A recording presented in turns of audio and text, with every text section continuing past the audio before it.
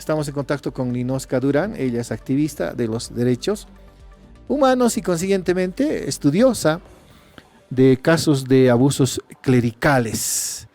Queríamos comentar con ella este último comentario que hiciera el Procurador General del Estado, Wilfredo Chávez, ¿no? Y Ninoska nos va a contar cómo anda el proceso y todos esos detalles. Ninoska, buen día. Qué gusto hablar contigo. Te saluda Rubén Atahuichi. Muy buenos días, Rubén. Un saludo a ti y a la audiencia que te acompaña esta mañana. Habíamos estado ya en contacto antes, usted siempre preocupada por la situación de las víctimas de pederastia y abusos clericales. ¿Cómo avanza el proceso? ¿Le ha hecho seguimiento? Es más, es abogada de las víctimas. Si nos puede contar, por favor, Ninoska. Gracias, Rubén. Mira, justamente hoy estamos acompañando la sesión de la Cámara de Diputados, que ha reactivado el proyecto de ley que justamente ha sido enviado por el Ejecutivo, que en sus dos componentes tiene que ver con imprescriptibilidad de delitos de abuso sexual, lo cual las víctimas han enfatizado que esta es una necesidad importante, han aplaudido la loable acción del Ejecutivo.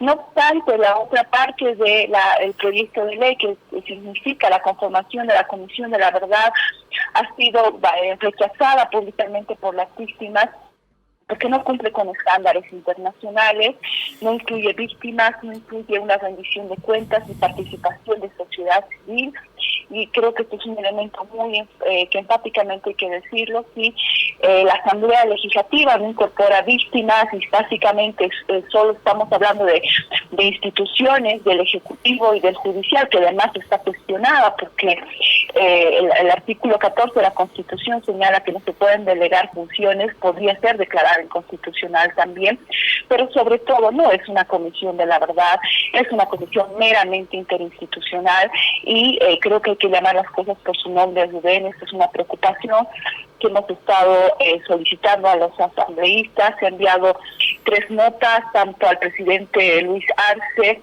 las víctimas no han sido recibidas, al diputado Jorge Mercado.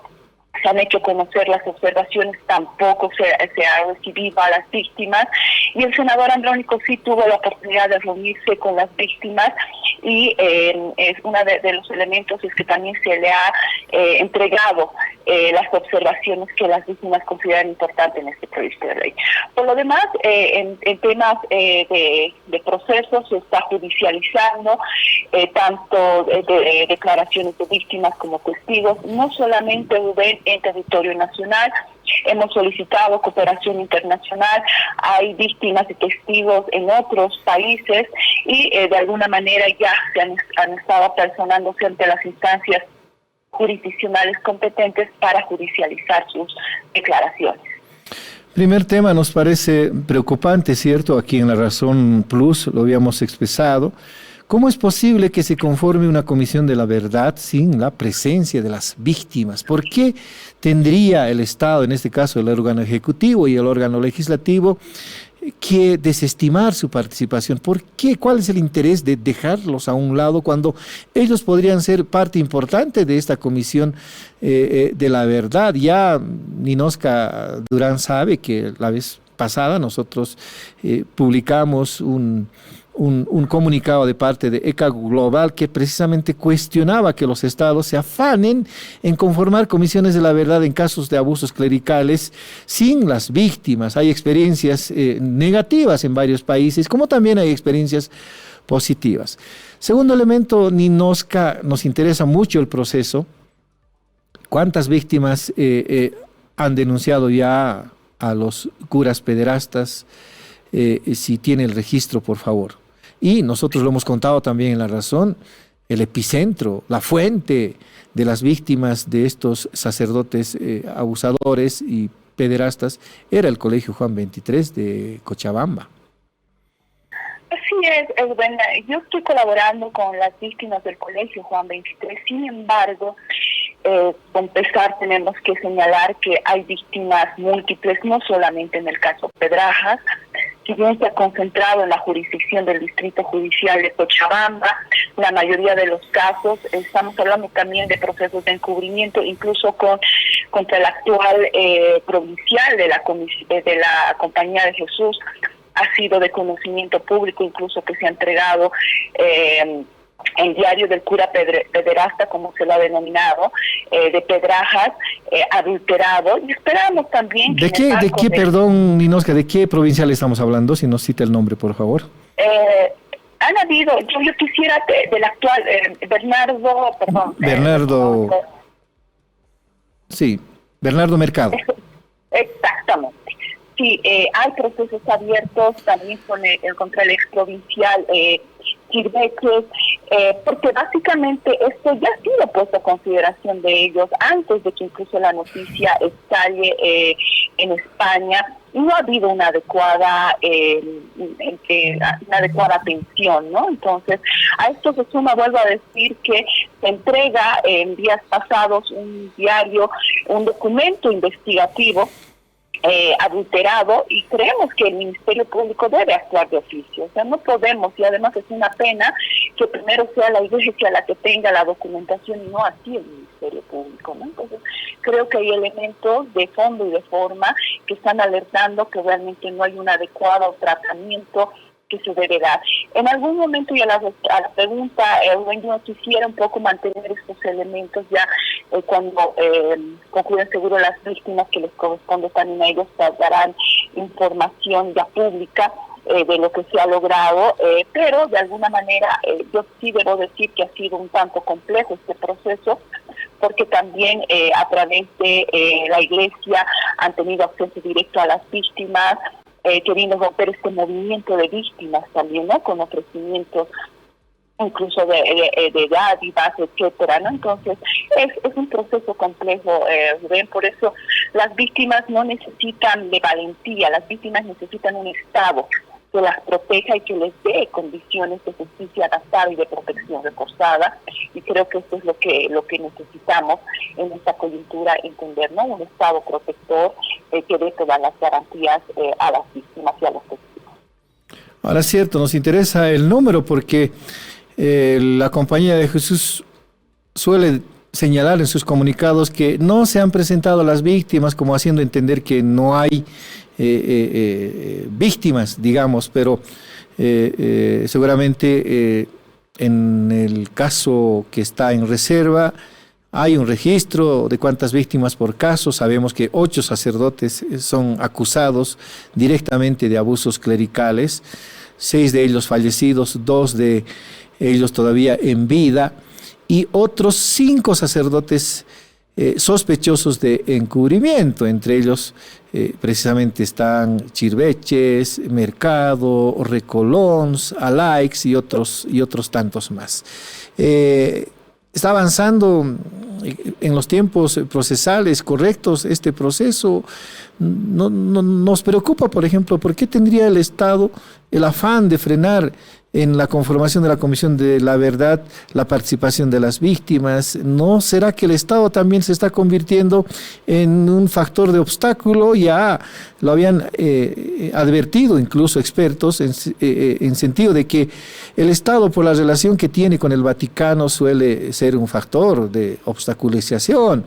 En el caso como un segundo elemento, la misma Iglesia suele resolver este tipo de problemas mandando a un cura abusador a otro distrito, a otra parroquia, a otro país, como pasó en Bolivia con el caso de Luis To, que después de haber abusado a una niña de 9 años en Barcelona ha sido enviado a Bolivia.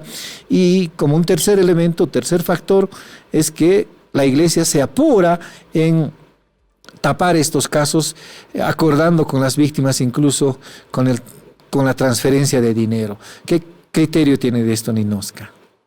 Sí, yo creo que es muy importante y lo ha expresado el vocero presidencial, en el sentido de que desautorizaba que la posición del ministro Lima era una posición personal, ¿no? Y que básicamente la vocería y todo el tema oficial tenía que ver con el Ministerio de la Presidencia. Pero yo creo que la coherencia también parte de lo que menciona el vocero presidencial, que el ministro Lima no sea parte de esta comisión, porque no podemos, por respeto a las víctimas, sentar en una misma mesa a las víctimas y a un representante que ya ha adelantado criterio en favor de la Iglesia Católica. Entonces yo creo que son no solamente fundamentos éticos, sino de estándares internacionales, la participación de las víctimas, porque el derecho a la verdad, el derecho a la justicia y a la reparación tiene que ver con las víctimas, ¿no? Entonces creo que es muy importante esta reflexión que ahora tiene que hacer la Asamblea Legislativa, un poco para reconducir y que se incorporen víctimas, y que también se vea que la Secretaría Ejecutiva, la Secretaría Técnica de la Comisión de la Verdad, tal como ha sido enviado el proyecto de ley del Ejecutivo, no sea parte del Ministerio de Justicia, y podría ser, en el marco de un equilibrio de poderes, ser parte, por ejemplo, en la Secretaría Técnica, el Legislativo, que consideramos que también tiene que tener una participación importante dentro de la Comisión de la Verdad. Ninoska, hay una respuesta de parte del procurador Wilfredo Chávez en relación a este tuit publicado. El derecho canónico considera el abuso sexual de niños como una infracción moral y no un delito. Inmediatamente Chávez responde que ha solicitado ya oficialmente que se revise el concordato con el Vaticano de 1851, que en los términos medievales somete al Estado a una fe e incorpora el derecho canónico. ¿Qué criterio tiene de esto Ninoska? ¿Será posible la revisión? ¿Estará en condiciones el Vaticano de revisar este concordato con Bolivia? Ya lo había adelantado el gobierno a través de esta carta del presidente Luis Arce al Papa Francisco.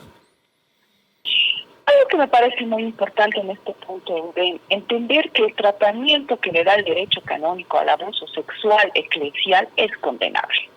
Las prácticas que existen para evitar la condena penal dentro del derecho canónico realmente faltan al respeto a la dignidad misma del ser humano. En este caso estamos hablando de niñas, niños y adolescentes.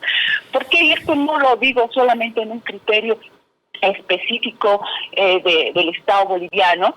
Yo, como representante de ECAN también en Bolivia, hemos visto elementos comparativos en otros países. Por ejemplo, el derecho canónico ha sido usado ventajosamente para que los concordatos puedan generar prácticas sistemáticas de movilidad internacional de sacerdotes pederastas para evitar justamente sanción penal, ¿no? La excepción de la jurisdicción doméstica, de la jurisdicción de los países en el derecho canónico no existe. Si bien la reconocen, el primer elemento que se abre son investigaciones de tipo eclesial, en las que, como las que estamos viendo, no se hace nada y básicamente se genera un encubrimiento y, por tanto, una impunidad de los pederastas. Se ha llegado a tal extremo, Rubén, en algunos países, que incluso concordatos han sido utilizados para solicitar inmunidad diplomática, justamente porque estaban vigentes. Y yo creo que acertadamente el Procurador General del Estado, y que desde el primer momento ha sido una autoridad que ha generado acciones, no solo discursos ni palabras, acertadamente está solicitando la revisión del concordato. Tenemos un concordato de 1857. Dentro del proceso post-constituyente, después de haber asumido en la Constitución del 2009 que somos un Estado laico, deberíamos, con un mandato del constituyente, no solamente por estos temas, revisar este concordato. Y creo que en algún momento el ex canciller Pari estaba en estas negociaciones con la Santa Sede, pero al final me parece que quedaron en nada. Entonces yo creo que es una voluntad política también. Por eso creo que lo que se puede hacer en la Comisión de la Verdad no solamente es un tema casuístico, sino es un tema estructural de entender que somos un Estado laico, que hemos asumido nuestra laicidad en un mandato del constituyente, pero que tenemos que ejercer esa laicidad, ¿no? Y creo que además todo el cuerpo juris de protección a los derechos de los niños y adolescentes está por encima de cualquier derecho canónico que pueda de alguna manera generar una jurisdicción jerárquica eclesial por encima de las jurisdicciones domésticas de los estados donde se cometen estos delitos. Muy bien, Ninosca, nos falta tiempo para hablar de este tema que nos ha ocupado en el último tiempo. Será pues hasta otra oportunidad, a ver si la encontramos para hablar con más tiempito estos casos.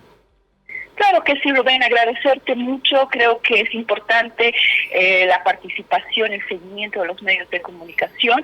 Esperemos que pronto tengamos buenas noticias de la Asamblea Legislativa y que realmente se incorporen a las víctimas y a la sociedad civil en el marco de la rendición de cuentas que tiene que dar esta Comisión de la Verdad si se logra conformar.